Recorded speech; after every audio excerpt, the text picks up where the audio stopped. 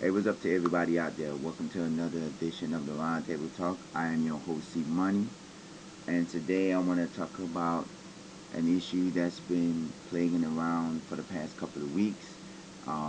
Most of y'all from other states may not know, but down here in South Florida, it is a big issue.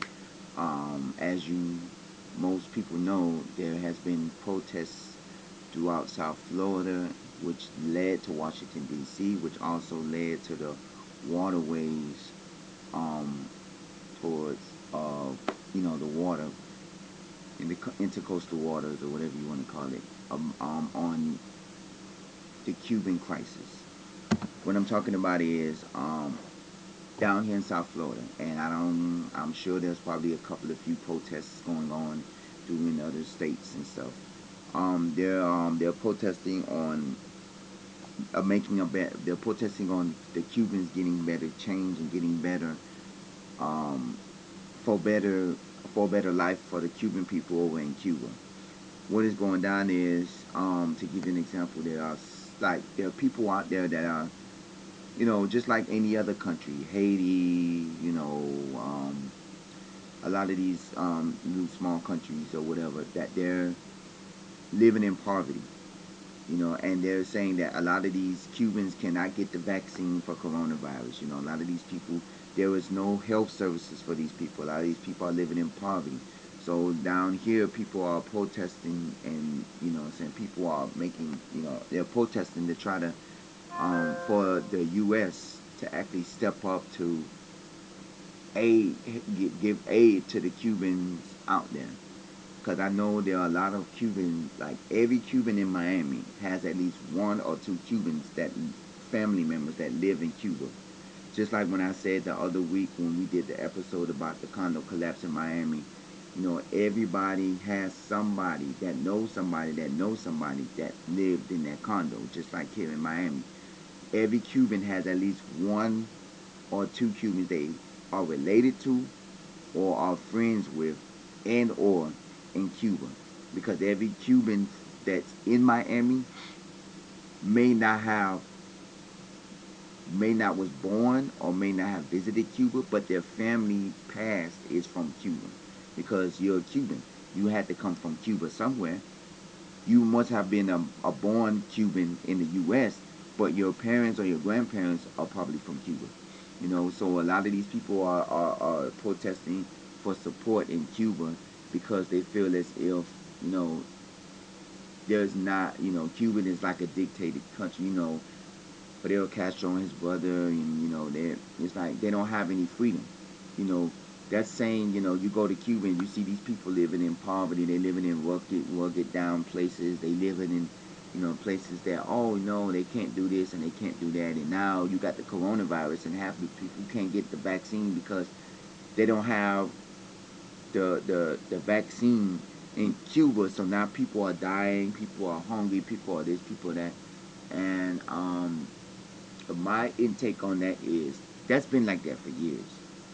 Because if you date back to the 80s and the 90s and the 70s and stuff, when Cubans been trying to come over to U.S. for a better life, why? Because there's no hope for Cubans in Cuba. It was the same thing for Haiti, because Haiti is in the worst shape, as well too. And it's the same thing for all these other little countries, in small, islands and stuff like that. There's poverty out there. Cuba and Haiti is just one of the main two that, the poverty down there and the life down there is very terrible and, very horrible for these people. And it's like, what can you do about it? And a lot of these Cubans are like, my mother or my cousin or my sister or my friend lives in Cuba, and they're dying because they can't get the vaccine. They're dying because they can't, feed themselves, because poverty down there is known. Cubans don't want Cuba. The Cuba administration doesn't want Cubans to go to the U.S. because they want to dictate their lives. That's why a lot of these Cubans are coming over to the U.S., because they feel like once I hit U.S., I'm free from all this. I'm free from poverty. I'm free from dictatorship. I'm free from this. I'm free from that. Like, they can live their life. But the thing about it is, the Cuba administration don't want Cubans to come over. as they have in down here they have the wet foot dry foot policy, meaning like if your feet touches the U.S. soil, you're protected and you have that right to stay in the U.S. But if they catch you in international waters, they have to send you back to Cuba or Haiti or wherever you came from.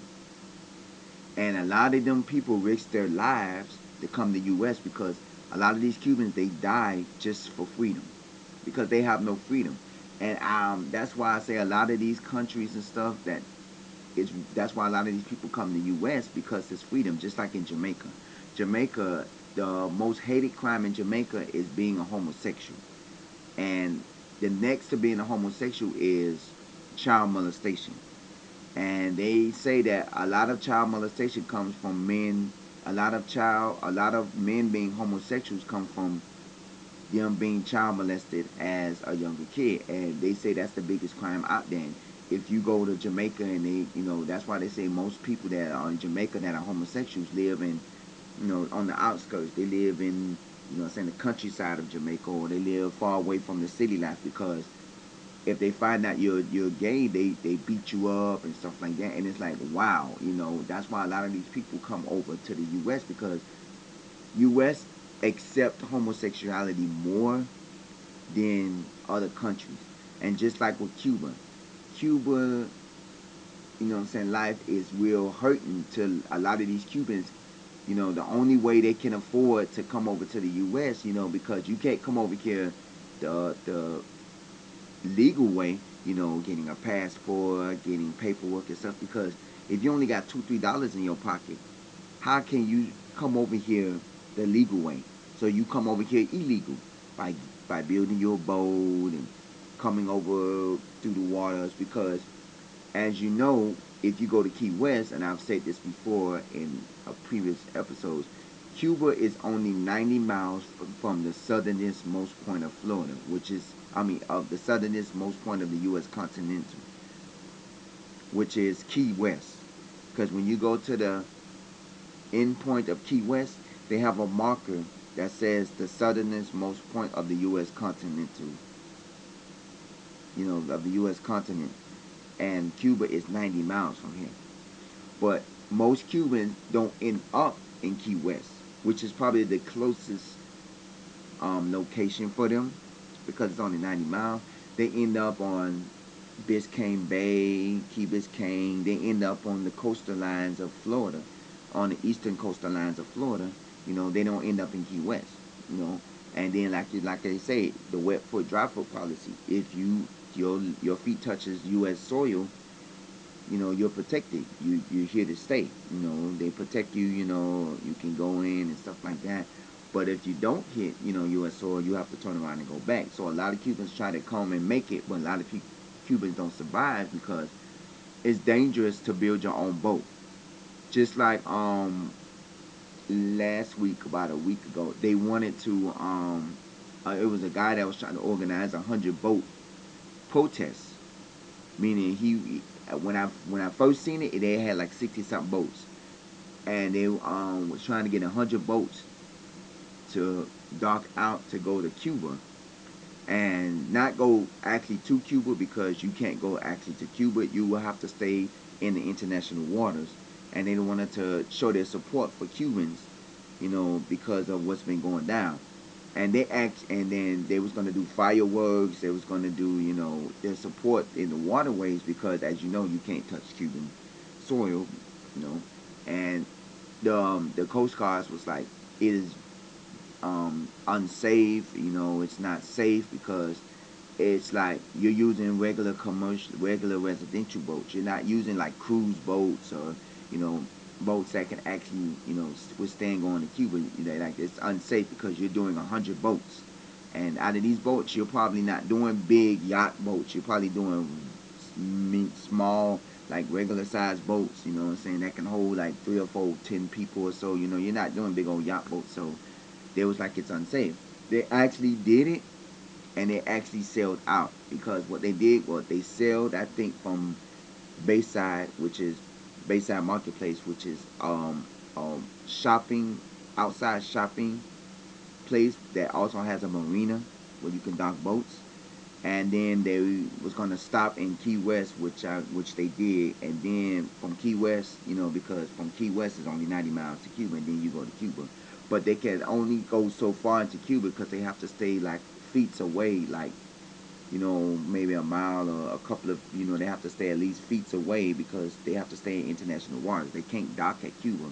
So the people would stop in the waters and then they would show their support. I mean, they probably already did it. I haven't had an update on it.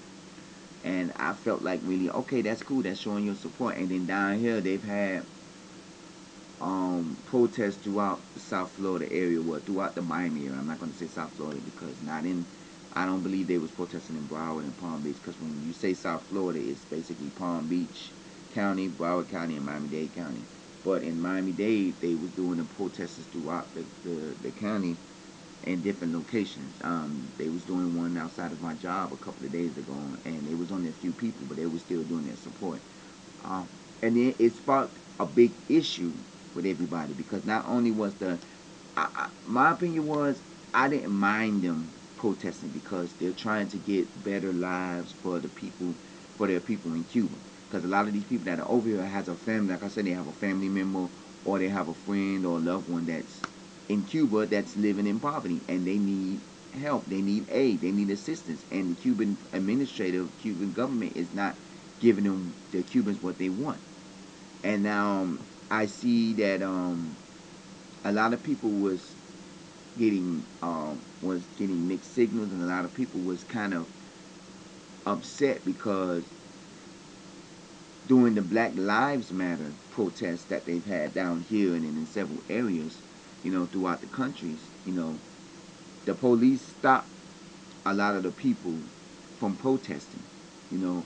But when they did the Cuban protest, they had the city of Miami police chief walking with the Cubans and protested with them. And then the Black Lives Matter and the NAACP down here was like, this is not good. This is not right. This is, they allowed them to protest and then they're walking with them and stuff like that. Here's the thing what I think about that. I agree and I disagree because of the fact that number one, when Black Lives Matter and the NAACP, when the Black Lives Matter protests and all that came about, a lot of these people was rioting and protesting and burning up cars and burning up police cars. Like down here, they was burning up police cars, breaking into stores and stealing stuff. This was their way of protesting. The Cubans wasn't rioting to prove a point. They were just walking the streets with signs saying, let's have a better life or let's have a better living for our friends and family in Cuba. I That's why I disagree with what some people were saying.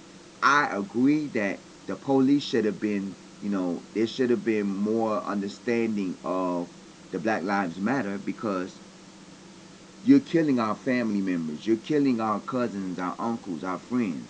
You know what happened to George Floyd and Breonna Taylor and what everybody else. You're sitting up here saying that basically, you know, don't protest. You can't protest. But when the Cubans come and protest, oh no, we're walking with them. I feel their pain and stuff like that and whatever. Because I believe the peace chief, if I'm not mistaken, is either Cuban or Hispanic. I'm not mistaken.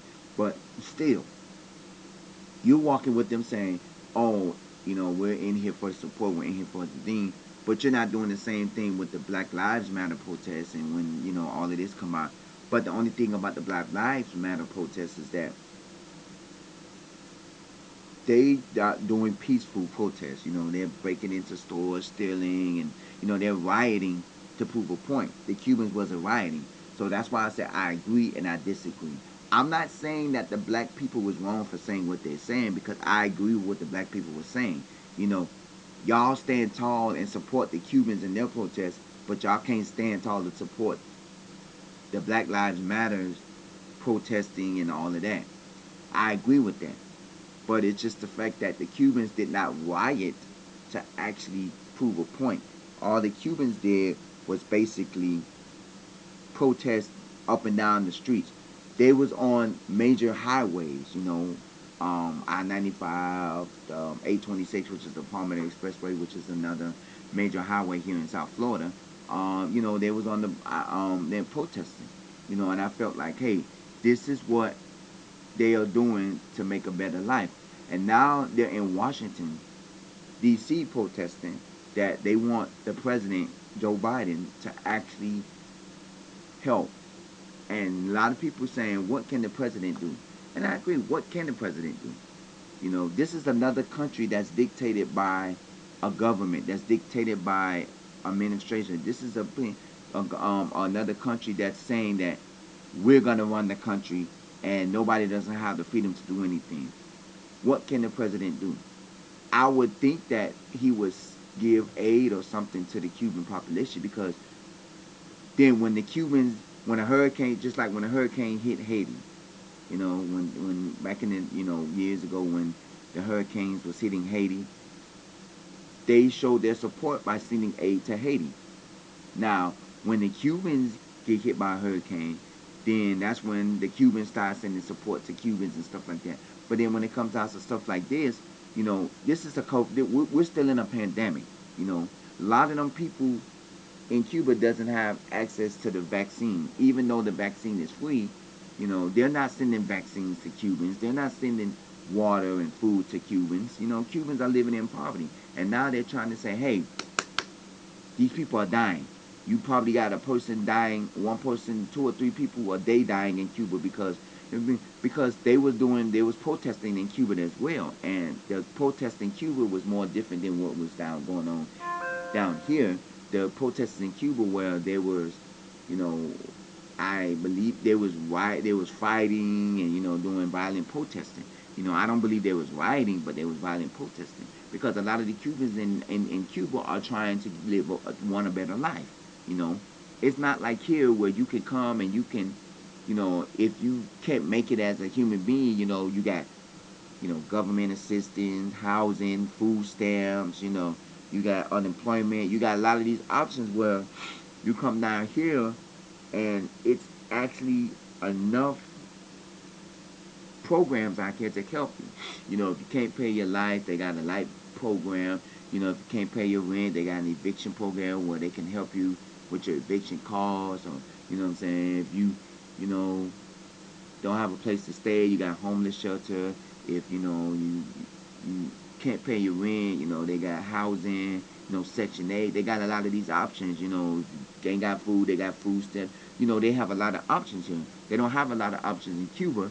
So a lot of these Cubans are trying to say, hey, let's get something going down for our Cuban families in Cuba. And now it's a pandemic where it's even worse, because people are getting sick. They can't get the medical treatment they can get because, you know, down here, if you get sick and you go in the hospitals have no choice but to take you, regardless if it's a private or public hospital. Now, most private hospitals, like there are some hospitals that won't take you, but in reality, any hospital in the U.S. continental has to take you if you have a medical problem. It just most people go to county hospitals because it's more easier and it's more, they don't, they can't say, oh, you got to go to this hospital. No, most people go to county hospitals because, they'll take you in as if you ain't got no insurance, they'll take you. But then again, after a while, the medical bills will pile up. But in Cuba, they probably don't have the medical, treatment they can get, and they probably don't have the medical resources and all that. Especially now with COVID-19, a lot of these people, you get the coronavirus, you quarantine for 14 days. But if you still got the symptoms, or if it's getting worse, or if you feel even worse than what you is, you have the option to go to the hospital. These people in Cuba may not have the option, and that's why a lot of these Cubans down here are like, hey, we need to do this, we need to do that, hey, we need to protest, we need to get some services. And that's why now they're in Washington, calling for democracy for the Cuban population in Cuba, because they feel like their families, their cousins, their friends, their uncles, nieces, nephews, mothers, daddies, they're in Cuba and they don't have the help they need. You know, you can only do so much for Cubans, and saying, as a human being. That's just like saying, not saying that I am, but that's just like saying if I have family in Haiti, or if I was Haitian and I have family in Haiti, you know, and I can only send so much money to them because I have to survive over here. My bills got to get paid. I could send them $50, maybe $100 or something like that, but I can't send $2,000, $3,000 over there because I'm not rich enough to say, okay, I can support my family in Haiti. But even if I could support my family in Haiti, that's just one family, you know. I'm not Haitian, you know what I'm saying? No offense to the Haitian population or nothing like that. It was just a scenario, or it was just some scenario. But even if I had enough money to support my Haitian family or whatever, what about the other people? What about the other family? It's the same thing with the Cuban population. Even though they might have enough money to support, their family in Cuba, or they can send, send funds and stuff to their family in Cuba. What about the other Cuban families? They want, democracy for all Cubans in Cuba. And that's the one thing that they're trying to say. And I was doing an example for the Haitian people, because it's the same thing. When the hurricanes hit Haiti and stuff, a lot of these people band together and they support their Haitian families and stuff, and they send money and, supplies, water, food, medical supplies and stuff. They send it out there because they know a lot of these people need it out there. And it's the same thing for Cuba. But at the same time, a lot of these people feel like this is not enough. The government needs to step in and help. Because a lot of these people, U.S. is the only country that is a diverse country from people from all over. You got England, Haitians, Cubans, Jamaicans, Puerto Ricans, Africans, Russians, Asians, Japanese, Chinese. You got a diverse country where you have, and Canadians. You have a diverse country that has a population that is a lot. You have African Americans in Cuba. You have white people in Haiti. You have African Americans and Cubans in Russia and China and stuff. You have people you have a diverse of race in every country. But the United States is the only country that has the most race population out here because, England is mostly England people. You know what I'm saying? Haiti is mostly Haitians and Cubans is mostly Cubans, but you have white people and Cubans, and you have white people and Puerto Ricans and African Americans that live in Cuba. You have the diverse in different countries, but the United States is the one that has all races that are here, and the most, and even if they are Chinese and Cuba and stuff like that, United States is the one that has the most population of diverse races in out of all other countries. You may have 1% Cuban, you may have 100% Cubans and 2% African Americans in Cuba, 1% Chinese in Cuba, 0.5% Russians or whatever in Cuba. But in Florida, not just Florida, the United States, you have a whole bunch of diversity of race ethnics in the country. You have, Cubans over here, Haitians over here, Puerto Ricans over here, because it's a diverse, country where everybody can come there free. And then again, they're trying to get the government to say, hey, let's do this, let's get something going down for you. And yeah, Joe Biden is doing what he needs to do to actually, help the Cubans out there. But as it's a process. It's a process that, we gotta do this, we gotta do that. Hey, we gotta get this, we gotta get that. And I feel as if, it takes time.